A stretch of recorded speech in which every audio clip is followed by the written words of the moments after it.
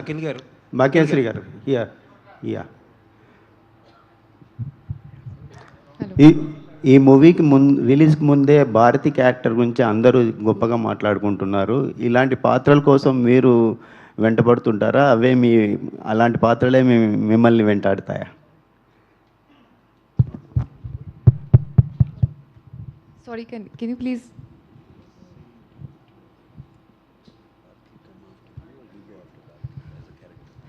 So I think Bharti is very close to my heart because it was very easy to play her because I'm like that personally with my family, with my close friends. So I think our energy, I took it on set, and definitely I think Nandu sir was a big part of Bharti. I think whatever credit I get for Bharti, either before the release or release tarvata, I think it all goes to Nandu sir for sure. So I would say Bharti is a part of me.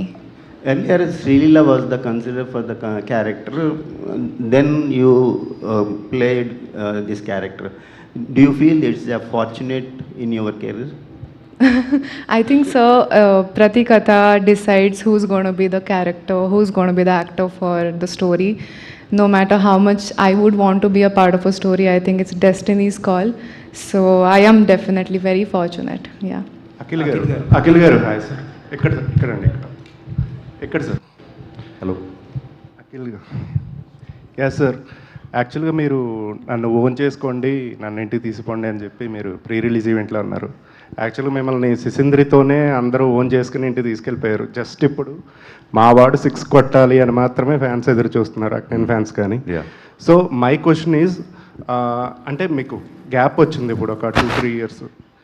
ఈ comeback cinema కోసం ఒక్క cinema అనుభవం ఉన్న మురళీకిషోర్ గారిని, అంటే ఆయన నేను తక్కువ చేయట్లేదు, ఆయన్నే ముందుకు తీసుకోవడం జరిగింది. పర్టికులర్గా ఆయనతో వర్క్ చేయాలని ఎందుకు అనిపించింది? సో లాస్ట్ బిట్ ఆయనతో ఆయన్నే ఎందుకు మీ కంబ్యాక్ మూవీ కోసం particular? One film old director అంటున్నారు, మీరే అంటున్నారు. కాకపోతే ఇంత బజ్, ఇంత పాజిటివిటీ ఏ సినిమా కానీ వచ్చిందా? నాకు లేదు కదా. So he's created that. So all of the credit goes to him and his story. Content మాట్లాడుతుంది. సో నేను కథ విన్నప్పుడు content spoke to me, the story spoke to me, and addict అయిపోయాను స్టోరీకి. ఆ కంటెంట్ స్క్రీన్కి ట్రాన్స్లేట్ అయ్యేసరికి మీరు పాజిటివ్గా రిసీవ్ చేసుకున్నారు. So the experience of working with him, అసలు కొత్త డైరెక్టరా కాదా అనేది అదే థాటే లేదు. We just believed in the story and we went with it seriously. Now I understand. ఆయన ఎప్పుడు చెప్తూ ఉంటారు, కొత్త డైరెక్టరా పెద్ద డైరెక్టరా ఆయన ఎప్పుడు చూడేవారు కాదు.